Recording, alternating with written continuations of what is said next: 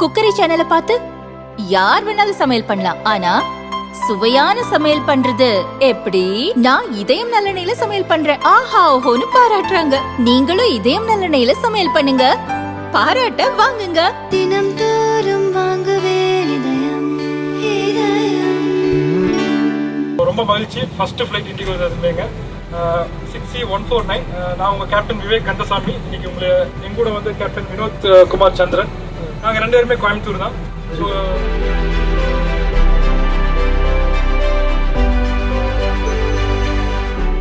பொதுவாக விமானத்தில் தமிழை கேட்பது மிகவும் அரிதானது. இந்தியாவை பொறுத்தவரை இந்தியிலும் ஆங்கிலத்திலும் தான் விமான அறிவிப்புகள் பெரும்பாலும் வரும். விமான ஊழியர்களும் இந்தி ஆங்கிலம் சரளமாக பேசுவார்கள். விமானம் பறக்கும் முன்பும் நடுவானில் பறக்கும் போதும் தரையிறங்கும் முன்பும் கேப்டன் சொல்லும் அறிவிப்புகள் ஆங்கிலத்தில்தான் இருக்கும். அரிதாக தமிழ் ஒலிக்கும். இப்படி ஒரு சூழலில்தான் கோவை அபுதாபி இடையே துவங்கப்பட்ட முதல் விமானத்தில் கேப்டன் தமிழில் பேசி பயணிகளை குஷிப்படுத்தினார். அன்று நள்ளிரவு 1:03 மணிக்கு அபுதாபியில் இருந்து புறப்பட்ட விமானம் காலை 6:33 மணிக்கு கோவை ஏர்போர்ட் வந்தது.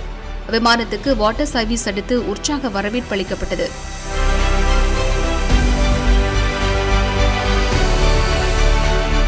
கோவையிலிருந்து மீண்டும் 7:40 மணிக்கு கிளம்பியது.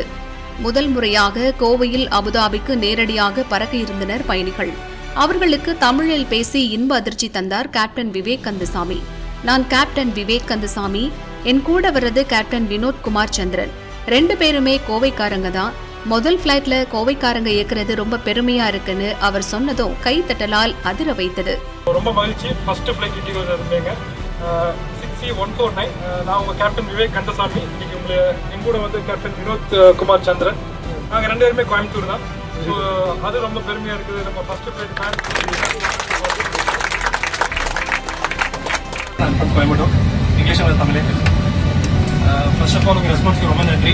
We didn't expect the first flight to be almost 160+ load. Vivek அப்ராஸ் எல்லா ஃப்ளைட்டும் சொல்லிட்டாரு.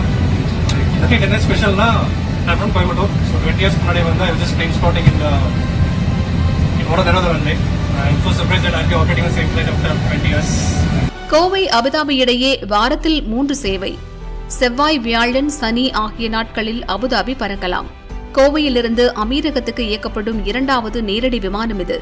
ஏற்கனவே கோவையிலிருந்து ஷார்ஜாவுக்கு ஏர் அரேபியா விமான சேவை வழங்கி வருகிறது.